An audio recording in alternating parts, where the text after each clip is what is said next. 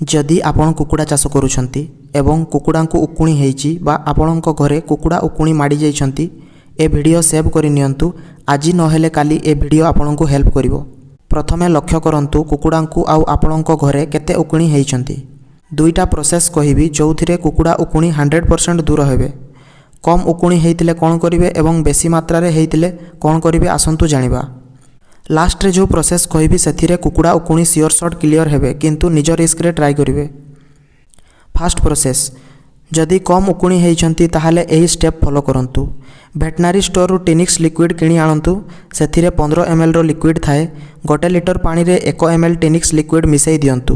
तापरे कुकुड़ा घर को भल भाव स्प्रे करंतु एवं अंडा देउथबा जगार मध्य स्प्रे करंतु।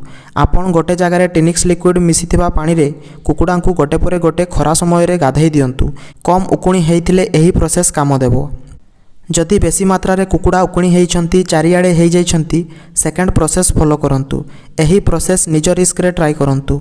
एही प्रोसेस रे आमे गामाक्सिन पाउडर यूज करिबा एवं हिसाब रे यूज करिबा, बेसी यूज करिबा नाही। 3 भाग बाली सहित 1 भाग गामाक्सिन पाउडर नेबे एवं भल भाव रे मिसई देबे। तापरे कुकुड़ा घर को सार बिंचिला भलिया चटाण एवं कांथ को सार बिंचिला भलिया बिंची देबे।